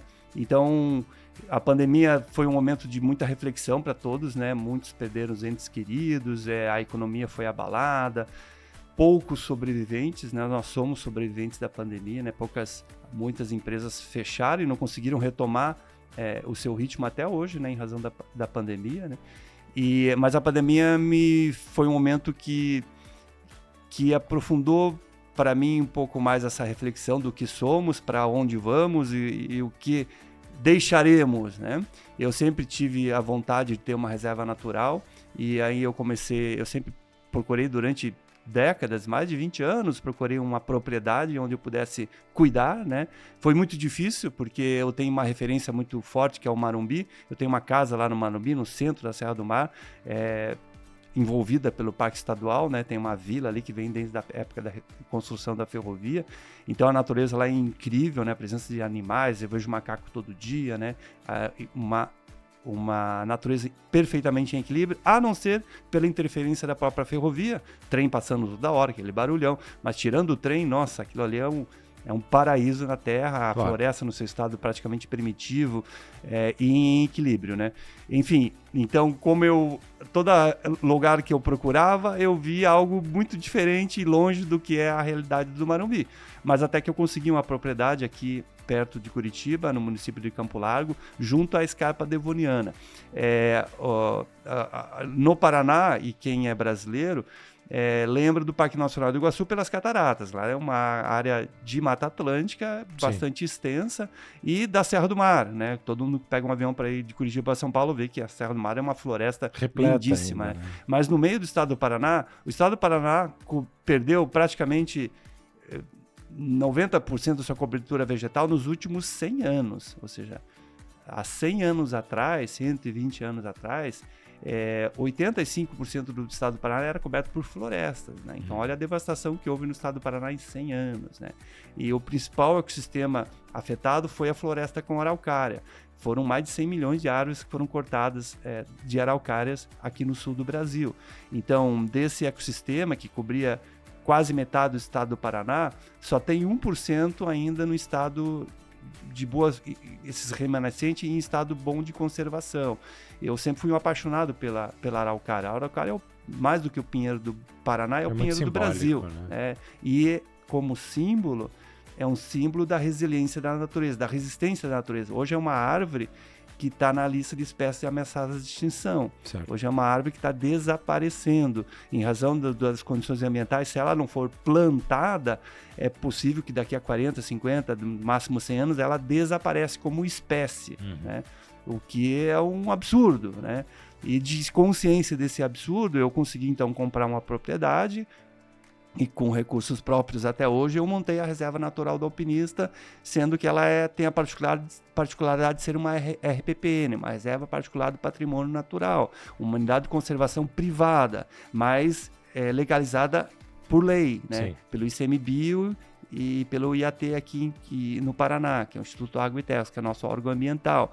Ou seja, eu como cidadão tem uma reserva natural que não é minha, que é nossa, é um patrimônio natural nossa, porque o Estado nosso, ele não consegue gerenciar todas as suas áreas naturais. Nós temos parques nacionais, temos parques estaduais, temos outros tipos de unidade de conservação, né? E é uma forma do cidadão ajudar a proteger o patrimônio criando uma RPPN, claro. Né? E ali nós estamos, então, restaurando a floresta, né? Um trabalho de restauração. É uma área que foi muito degradada no passado, era um pinheiral no passado, talvez há 40, 50 anos atrás. Hoje não tem uma araucária centenária, tem talvez umas 2 ou 3. E olha que a área não é pequena, são 116 hectares, dá mais de 1 milhão de metros quadrados, para vocês terem uma ideia. Tinha que ter várias, né? Como que a gente tem a convicção, a certeza que aquilo ali era um pinheiral, porque a gente está plantando araucárias, né? E cada buraco que a gente faz para colocar uma araucária nova, a gente acha nós de pinho gigante enterrado, ou seja, árvores que foram tombadas pela ação do homem, porque na década de 60 tinha uma serraria na região e que devastaram, né? Então a gente está repondo essa floresta. E a partir do momento que você repõe a floresta, volta os animais, você regenera esse ecossistema, né? E é isso que nós estamos fazendo lá. Então, quando completou os 30 anos da escalada do Everest, quando iria se completar, eu tive a ideia, puxa, eu quero comemorar. A gente merecia uma comemoração. Os 30 anos da conquista brasileira do Everest, que foi feito no dia 14 de maio de 1995, por mim e pelo carioca Mozart Catão, que infelizmente faleceu em 98, vítima de uma avalanche no Aconcagua. Então, aí que começou a história do Brasil no Everest, né? Hoje a gente já tem quase 40, ou aproximadamente 40 brasileiros que já subiram o Everest, né? E, enfim, e aí eu falei, eu vou pro Everest e vou aproveitar e levar a bandeira da restauração ecológica para o topo do mundo, alertando a população brasileira e, por que não, a mundial, da importância de você reconstituir esses ecossistemas que foram degradados pelo próprio homem, né? Porque da mesma forma que a gente tem esse poder de degradar, de acabar com a natureza, a gente tem, se a gente quiser, o poder de regenerar, de restaurar essa floresta. Precisa de tempo, de investimento, de recursos e principalmente de disposição, né? Só que quem vai deixar de plantar soja hoje, um produtor rural, para plantar araucária só para regenerar a espécie? Poucas pessoas. Alguns fazem, mas economicamente não é viável. Então até eu falava antigamente, né, e ainda não deixa de ser uma verdade, que quem monta uma RPPN, uma Reserva Particular de Patrimônio Natural, geralmente é uma pessoa muito rica ou uma empresa muito rica, né? Sim. É uma empresa não só rica, mas que respeita realmente o que é ISG, que respeita a parte socioambiental, como o Boticário, que tem a RPPN ali do Salto Morato, que tem, e como instituições como a SPVS, que tem 20 mil hectares ali na região de Guaraqueçaba também, 3 RPPNs gigantescas, né, que estão preservando esse patrimônio natural, não só para eles, mas para todos nós, né? Fonte de água, fonte de biodiversidade, essa água, esses animais, essa floresta purifica o ar e nos permite a nossa sobrevivência, né?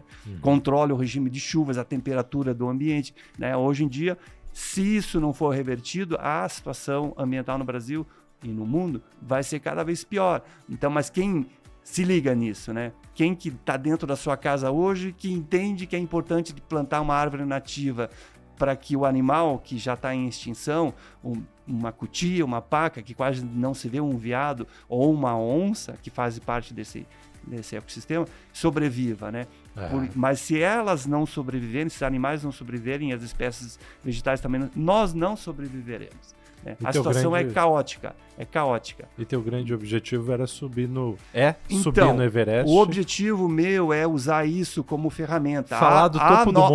Usar a reserva natural do alpinista para sensibilizar as pessoas, né? Então eu falei, eu vou voltar para o Everest, eu vou colocar a bandeira lá em cima da restauração, que é a bandeira de uma araucária. Sim. E então, ano passado, em março, que agora vai completar 1 ano, nós inauguramos oficialmente a RPPN, Reserva Natural do Alpinista Valdemar Niklevix, que é um legado. Tem como visitar lá. Né? Tem como visitar. E aí, no dia da inauguração, foi dia 12 de março, a Flávia, a filha do Pelé, né, estava presente. Por quê? Porque há 30 anos o Pelé me deu a bandeira que eu levei para o Everest. Né? Legal. Tenho muito orgulho não só de ter levado a bandeira brasileira para o alto do Everest, mas de ter recebido das mãos do Pelé essa bandeira. E ela me entregou lá na RPP, no dia da inauguração, a bandeira da restauração ecológica, a bandeira que bom, não está aqui agora. Ela está na tua camisa. Ela está na tua camisa, isso por aqui, favor. Essa aqui Igor, dá uma força para nós. É a logomarca da Reserva Natural. Né? Reserva Natural. Mas a outra era uma araucária, né? O perfil de uma araucária, né? Para a gente levar para o Everest. Legal. E, enfim, e agora, pensando em legado, a gente está querendo, estamos, em todos, você veja, eu estou trabalhando praticamente há 5 anos na implementação da Reserva Natural. E o nosso foco lá é educação ambiental. A gente recebe alunos do ensino médio lá e empresas que querem também trabalhar a questão da sustentabilidade na prática e não só na falácia, né? E é emocionante esse trabalho, né? E a gente, de todos os objetivos que eu queria realizar lá na Reserva Natural, um deles é a Casa da Memória do Alpinista. É uma espécie de um museu do montanhismo brasileiro. Grande projeto, que é um grande museu dentro da reserva, dentro da floresta. Sim. Porque quando a gente construiu lá, eu construí cerca de 1.000 metros quadrados já, e foram investido bastante dinheiro lá, podemos falar em aproximadamente 4 milhões do meu bolso que eu investi, entendeu? Ou seja, até hoje a gente não tem um patrocinador, a gente não tem um mantenedor, todo mundo fica encantado quando chega lá, porque a gente tem, sim, sanitários, a gente tem espaço de eventos, tem sala de aula, só que a sala de aula nossa ficou pequena, né? A gente recebe cerca de 30 alunos cada grupo de escolas que a gente chegou, mas já apertamos 50 na sala de aula. A gente precisa de um espaço maior para essas palestras, para essas aulas. São empresas, o cliente corporativo, escolas, educação para todo mundo, não só para empresas, para crianças, adolescentes, para a comunidade em si, recebendo essa educação. Porque dessa maneira a gente vai conseguir transformar essas pessoas, que elas vão entender a importância da preservação ambiental, a importância de resgatar uma espécie que está ameaçada de extinção. Né? Lá a gente trabalha 3 pilares lá, que é a importância dos polinizadores para a manutenção da biodiversidade, é a questão da restauração florestal e a questão da proteção de rios e nascentes. A gente usa uma certa linguagem para as escolas, alunos do ensino médio, e uma certa linguagem para as empresas, né? Mas basicamente a gente trabalha isso. Então, no pacote do legado até agora tem o retorno ao Everest levando a bandeira em 2027, a construção, que tem um projeto ali que deve faltar, quantos milhões deve faltar para esse projeto ali, que se estima que... É que acho que parece que uma obra, né, Valdemar, ele nunca tem... Estou vendo essa do Beto Carreiro, né? Só para você pegar dados, assim, quando se fala de tamanhos, né? Parece que o Parque da Cacau Show vão investir 2 bilhões, Aí lá o Beto Carreiro anuncia, só a minha extensão é 2 bilhões. Aí teve um outro, eu não lembro quem na internet, falou, poxa, imagine quanto custaria para... acho que alguém entrevistou, não sei se foi o CEO do Beto Carreiro, para você construir um novo Beto Carreiro do zero. Então, esses valores assim... mas assim, nesse pacote legado, pelo que eu entendo, tem a construção do museu relevante, o retorno ao Everest, tá no grande pacote dos 30 anos, que é o retorno e um legado à humanidade, né? E a restauração da araucária, né? É que eu coloquei como objetivos várias coisas lá. Por exemplo, o nosso objetivo, a meta é plantar 2.000 araucárias enxertadas. São araucárias enxertadas. A gente já plantou mais de 1.200 das não enxertadas. Qual que é a diferença entre a elas? araucária e o público enxertada normal? propicia a produção precoce do pinhão. Enquanto uma araucária produz pinhão a partir de 15 anos, a araucária enxertada a partir de 6, 7 anos já está produzindo. As primeiras araucárias enxertadas que nós plantamos há 3 anos e meio já estão com pinhas pequenas que vão dar pinhão daqui a 3 anos. Depois que a pinha é fecundada, ela demora 3 anos para dar o pinhão. Não é um ano só, o ciclo é longo, né? Enfim, falando em números, então, cada araucária enxertada hoje, uma muda, que demora 1 ano e meio, 2 para ser formada, ela custa R$150. Né? Então, tipo assim, o que chegou? Como terminou o meu dinheiro, eu falei, calma, eu não posso continuar gastando o que eu não tenho, né? Eu preciso de ajuda. Eu gostaria que as empresas, essas pessoas, nos doassem mudas de araucária, né? Falta lá 1.000 mudas de araucária. Quanto que são 1.000 mudas? São R$150 mil. E não é só porque eu quero economizar R$150 mil, mas eu quero que as pessoas colaborem, se enganjem, se sintam participando de um projeto de restauração florestal, resgatando uma das árvores mais nobres do mundo e mais simbólicas do Brasil, que é o pinheiro do Paraná, que é a araucária, entende? É um projeto, né, para a humanidade, é importante então, que a humanidade participe do projeto, para né? se sentir parte disso, né? E não só a gente fazer tudo sozinho, né? Mas tudo é custoso, né? Tudo é muito custoso. Começamos a receber as escolas. A gente recebe hoje, em média, uma escola por mês. A gente quer receber uma escola por semana lá, pelo menos, né? Escolas públicas e privadas. Aí nós tínhamos um sanitário, feminino e masculino. Precisava de mais sanitário. Eu tive que construir um sanitário maior, gastei mais R$120 mil, entende? Então, tudo isso é custoso, né? Nós temos uma estrutura muito boa hoje lá, né? E só que precisamos de ajuda para a gente continuar, né? E a Casa da Memória do Alpinista, além de contar a história do montanhismo brasileiro, ela vai ter o acervo dos meus equipamentos, a bota que eu escalei o Everest lá em 91, eu estou guardando ela. Que é um grande museu. É um grande museu. Com educação. Com educação, é um espaço cultural. Que é um legado, né? e não é. E é interessante que não é só um legado do Valdemar, né? Não, é um legado para o Brasil. Porque às vezes a pessoa quer entrar nesse high performance ao longo de décadas, né? A gente estava comentando de vários atletas, de vários nichos aqui no off, né, Valdemar? Mas assim, tudo começa com uma conexão. A gente fala muito, o museu da NASA, o museu disso, o museu daquilo. Então ele é. Todos os seus equipamentos dessa jornada de 30 anos, os mais relevantes estarão lá. Vai ser um grande acervo, né? Mas aí que tá. Aí eu volto... eu penso, né, como o Valdemar aqui, como que eu vou conseguir esse apoio? Como é que eu vou conseguir essa visibilidade para a importância de um projeto como esse? Então surgiu mais uma ideia, eu tento ser um pouco visionário, né? Então nós fizemos uma parceria com o IAB, com o Instituto de Arquitetos do Brasil, vai ser um concurso público para mais de 200 mil arquitetos no Brasil inteiro para o projeto arquitetônico. E isso vai dar visibilidade ao projeto, porque o patrocinador pode pensar assim, tudo bem, vou construir um museu no meio do mato para o Valdemar, para ele colocar as cordas lá que ele escalou o Everest. Para quê, né? Mas esse é um projeto autossustentável, madeira engenheirada, completamente orgânico esse projeto. Madeira engenheirada são lajes e pilares feitos de madeira, né? Com usina fotovoltaica, energia nós mesmos produziremos, captação de água da chuva, ou seja, é um projeto incrível, autossustentável, né? Já remetendo mais à sustentabilidade, que vai ter uma visibilidade imensa, porque esse projeto essa é uma tradição que o IAB no Brasil inteiro faz, esses concursos públicos, né? Esse projeto selecionado, premiado, vai ser executado, né? E vamos ter lá uma obra singular que vai ficar não só nos próximos 20 ou 30 anos enquanto eu viver, mas vai ficar de estrutura para que a gente faça o trabalho de educação ambiental lá na reserva natural para o resto da vida, né? Então a gente tem enxerto de mudas, da própria araucária em grande quantidade. Há também a questão do retorno ao Everest ali, comemorando os 30 anos, e a Casa do Alpinista com educação. Me fala um pouco desse negócio aí das abelhas, que é todo um ecossistema. E Breno, o que você tem de número de abelhas para nós, Breno? Até quero falar, vamos lá. Porque eu queria confirmar com o Valdemar, é incrível, né? As abelhas O Valdemar é especialista em várias áreas do conhecimento. Que as mais de 20 mil espécies de abelha no mundo, elas são responsáveis por cerca de 35% da produção global de alimentos. 74%. Da produção global de alimento depende das abelhas. Depende das abelhas. Da 74%. Polinização. De 8 bilhões de pessoas, mais ou menos, 6 bilhões depende da abelhinha para comer. Isso?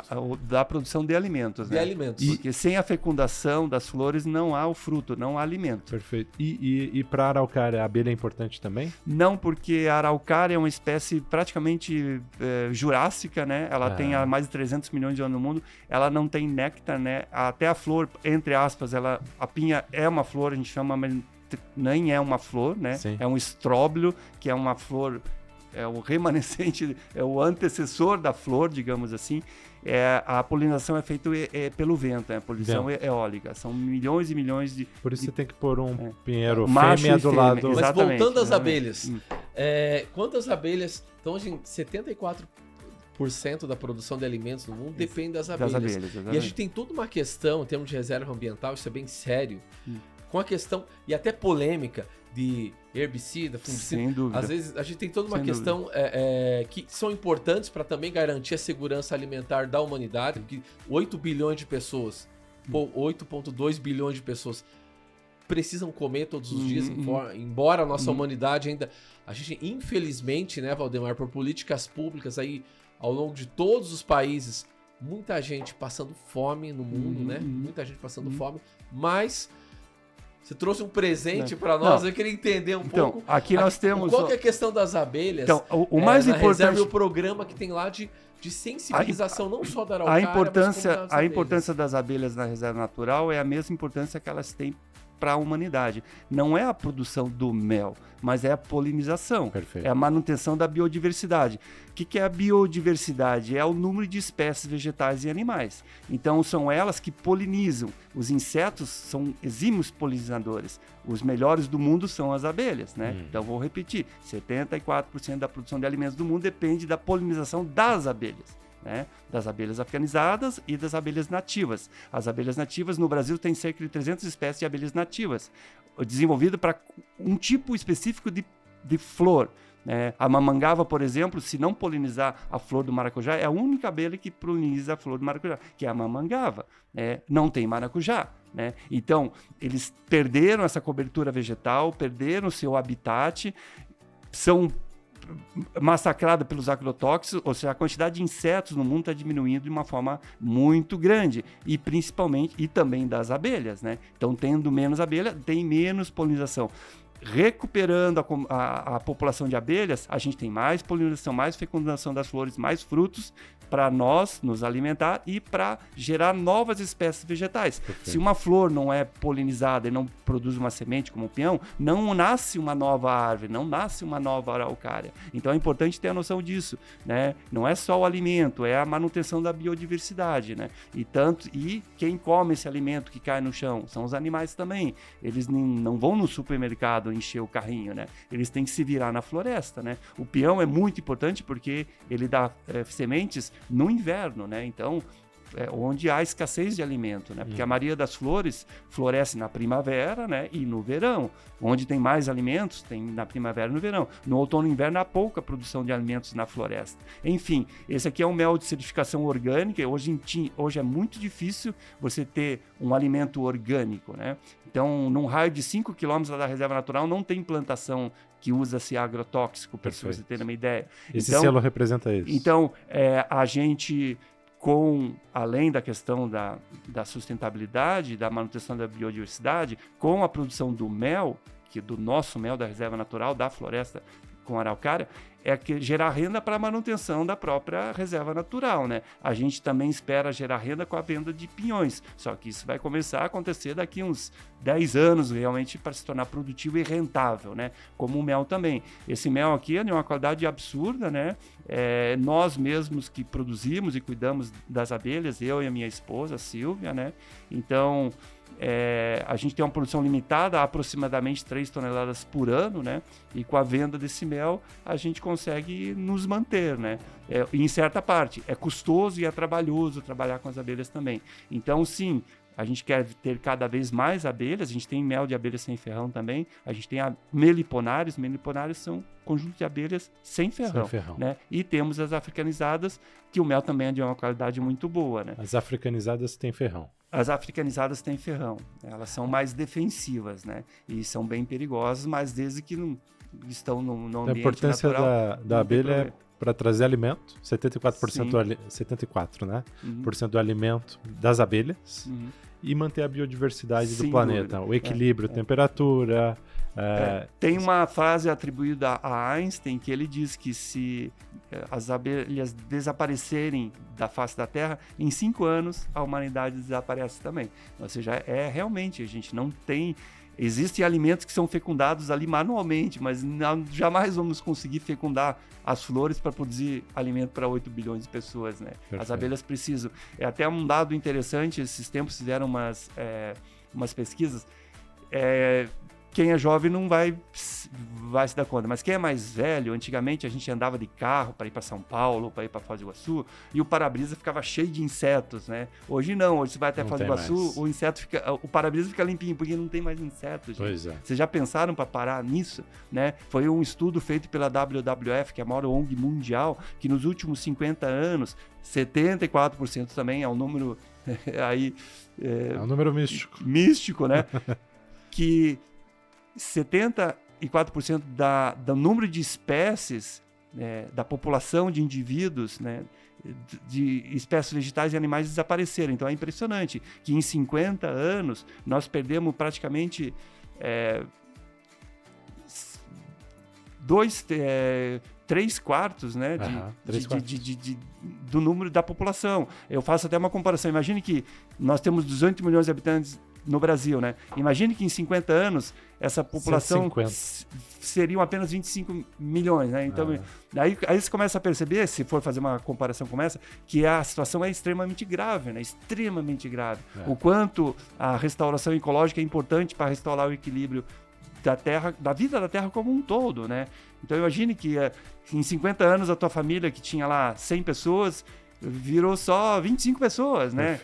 Ou seja, é claro que a tua família se reduziu em 50 anos de 100 para 25 indivíduos, ela está num estágio de extinção, ela está desaparecendo, alguma coisa tem que ser feita para ela ser restaurada, para ela se regenerar, né? Provavelmente devido às condições climáticas, a alimentos contaminados, a falta de contato com um ar puro, né? Bebendo água com microplástico, né? E não uma água potável natural da natureza, né? Nós estamos consumindo alimentos contaminados, né? Nós estamos consumindo água contaminada, né? Nós estamos respirando ar extremamente poluído. E tudo bem, né? Parece que está tudo bem, não está tudo bem, isso é extremamente grave. E ainda hoje, no nosso momento, nós vamos viver ainda mais 50 anos, 100 anos, mas daqui a 100 anos a condição de sobrevivência, se medidas realmente não forem tomadas, por ser humano na Terra, vão ser... daqui a 200, 300 anos, vai ser muito difícil sobreviver aqui. E o que você quer deixar para o seu filho, se for pensar, né? Claro. Ou para as futuras gerações.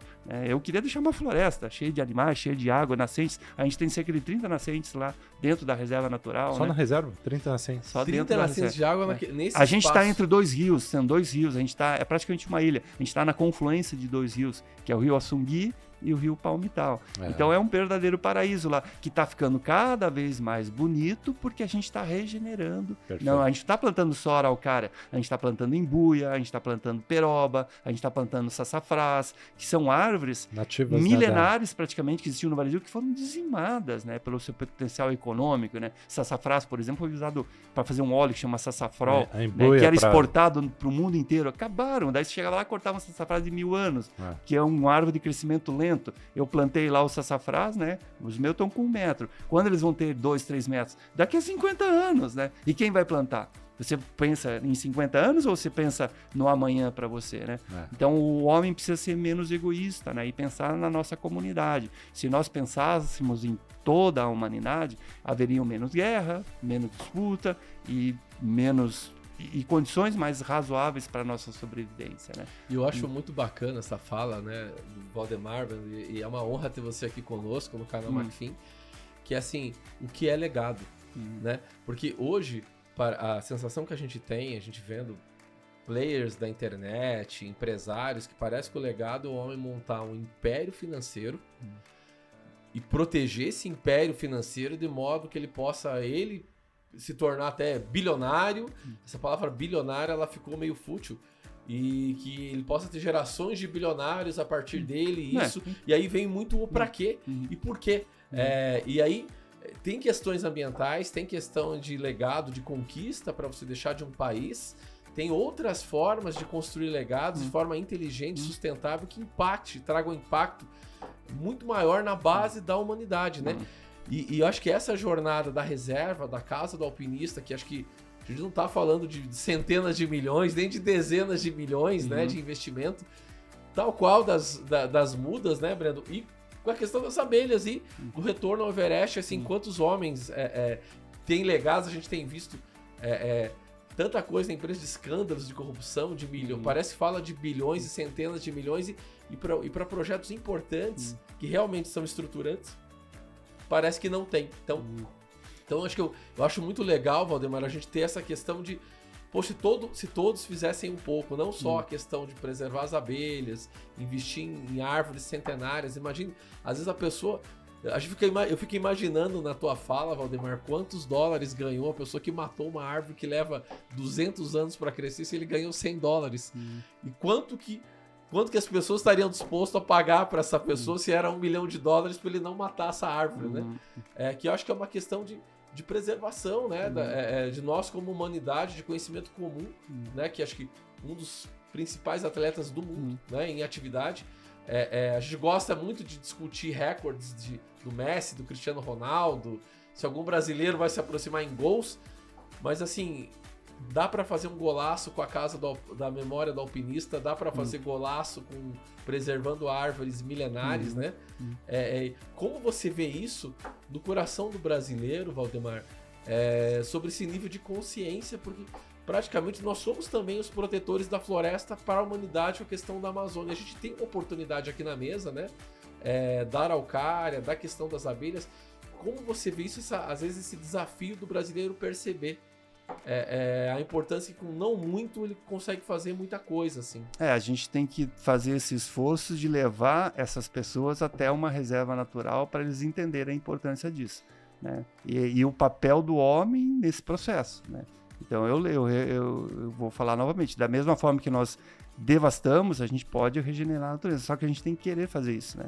Então, quantas árvores você já plantou, né? Eu já pergunto assim para os meus amigos, porque todos os meus amigos já plantaram árvores, mas você que está escutando a gente, quantas árvores você já plantou uma árvore, né?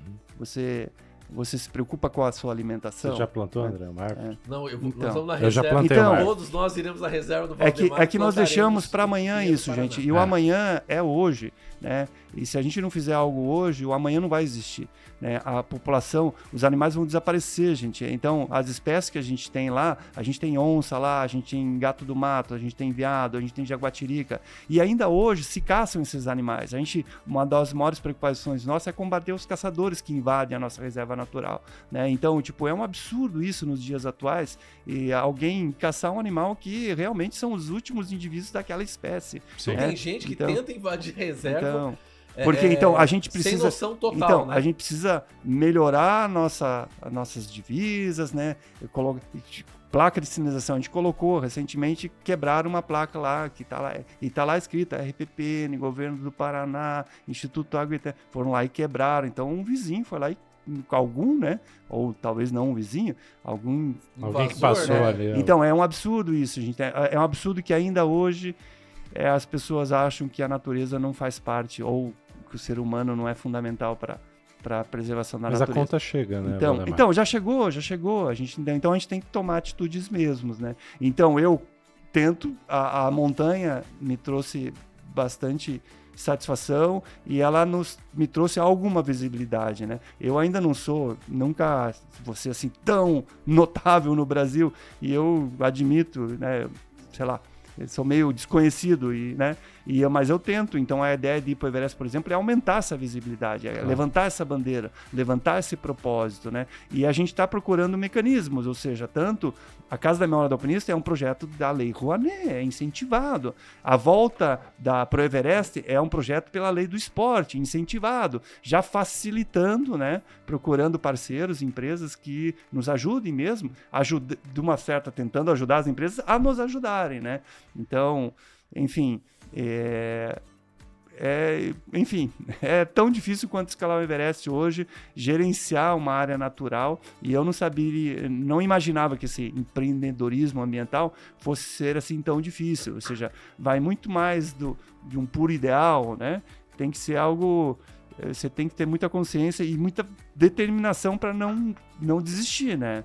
Perfeito. Porque desistir é fácil, agora perdurar ali, e nós vamos continuar com o nosso propósito, né? Valdemar, de uma forma ou de outra, né? Conte conosco, né? Com não só o nosso ecossistema da Macfin, mas como da MAC, da consultoria. Mas de qualquer forma, às vezes eu fico olhando, Brando e Valdemar, como é isso? Às vezes tem empresas com diretoria de ESG. Você tem isso sendo discutido nos grandes bancos, nos grandes fundos, uma agenda mundial, tem Acordo de Paris, isso, aquilo, polêmica, gente que polemiza algo que eu acho que a preservação da humanidade sob o ponto de vista ambiental e das espécies, acho que é básico, acho que eu fico imaginando às vezes como o pai de menino, né, e pai de criança, assim, e para quem é pai e futuros pais aí, né, você não ter uma espécie para mostrar pro teu filho e virar uma peça de museu. Acho que assim, é uma tristeza e algo que é simples. E às vezes muitas pessoas, muitas empresas, com caneta na mão, agenda, disponibilidade de recursos, tá aí um ótimo projeto, né? Na Casa do Alpinista, tá aí um ótimo projeto, o retorno, esse legado do Brasil, né? Às vezes a gente quer investir tanto, o Brasil ali se qualificou em alguns itens do esporte, que é importante, mas nesse caso ele não só é um esporte de pouquíssimos no mundo, né? A bandeira da preservação veio ali, a bandeira do Brasil, do Pelé, na mão do Valdemar, voltou com a filha do Pelé, e a gente tem esse legado, né? Esse nosso Pelé do alpinismo mundial, é brasileiro, tem um projeto de alto impacto, e eu acho, Brando, eu acho que o Valdemar falou assim, tá facinho para receber o investimento, vem em mim que eu tô facinho. Eu acho que tem várias formas de ajudar, né, Valdemar? Ou seja, doando ali para contribuir com a planta de mudas de araucária, né, enxertadas. Aportes importantes, né, aportes importantes de empresas, exato. Aportes importantes de pessoas físicas, né, que estejam interessadas em fazer esse compromisso com o meio ambiente, né? E conte com a gente para brigar por esses recursos e brigar pelo planeta. Onde está esse dinheiro que impacta a humanidade e preserva um legado do alpinismo mundial. E a gente já tem certificações importantes, né? O estado do Paraná é um dos estados que tem uma das melhores iniciativas na parte de conservação ambiental.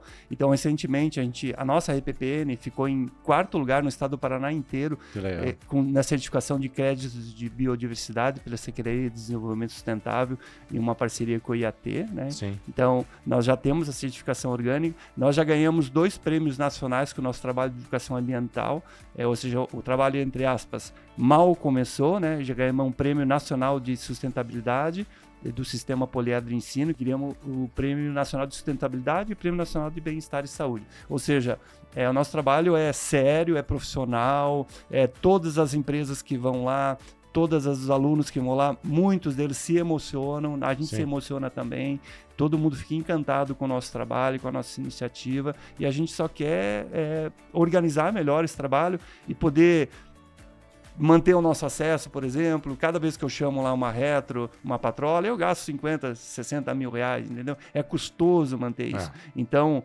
cada 3 escolas privadas que a gente recebe uma pública gratuitamente e damos o mesmo serviço. A gente dá o café da manhã, dá o almoço, a gente dá um pote de mel, todo mundo que visita lá sai com um pote de mel, né? Todo mundo planta sua araucária, ou seja, o tratamento é o mesmo para todo mundo. E é muito gratificante esse trabalho. Então, eu conto com a ajuda, né? Agradeço muito a ajuda da MEC, de vocês, e com aquelas empresas que realmente se importam com o ESG, com a parte socioambiental, que não ficam nisso só no discurso. Leve os seus colaboradores para lá e provoquem, né, que a sua escola leve os seus filhos para lá, Sim. que realmente a gente vai estar construindo um novo futuro para todos nós e bem melhor. E eu vejo isso, a questão do mel, como ele... E o mel, ele traz essa memória de... como se fosse um amor da natureza para a pessoa, sentido de que algo que a natureza nos dá, algo que Deus nos dá, mas né, como mesmo. presente. É a essência da floresta. O que tem aqui é o néctar das flores. É impressionante. Aqui não tem nenhum tipo de aditivo, sabe? É um alimento extremamente natural e só é extremamente benéfico para o ser humano, entende? Tem inúmeras qualidades terapêuticas. É incrível. É um alimento... Não existia açúcar no mundo. Açúcar, quem inventou foi o homem, né? E até as referências, né, da própria Bíblia, eu te levarei para uma terra que emana leite e mel. E a gente tem esse mel como... Eu acho que assim... esse mel ambientalista, seu ponto de vista da preservação da vida. E Valdemar, eu tô muito honrado de tê-lo aqui. Nos encontraremos, a próxima ficará lá. A gente vai gravar alguma coisa e colocar aqui no canal da nossa visita na reserva, né? Com certeza. A gente quer... A MAC tem um compromisso de levar todas as pessoas da empresa, né? Olha que lá legal, pra olha reserva. que legal. Ó, Vamos levar todas as pessoas que trabalham conosco, todo mundo aqui que está aqui nos bastidores e da consultoria, e faremos convites para toda a nossa carteira de clientes e quem está nos assistindo. Vamos produzir um vídeo lá, vamos, Valdemar, ficar combinado? Fechado? Vamos. Fechado? Fechou. Próximo vídeo a gente vai produzir um pouquinho mais pra frente, que acho que você tem uma agenda de viagens aí, tá fora do Brasil. Tá indo pra Colômbia, né?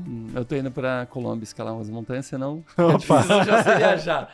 E aí a gente vai falar um pouco ali dos projetos, fazer uma parte 2 disso, porque a gente tem todo o interesse, do ponto de vista ambiental, responsabilidade ESG, sobre preservação, o legado, acho que nos maiores atletas do Brasil,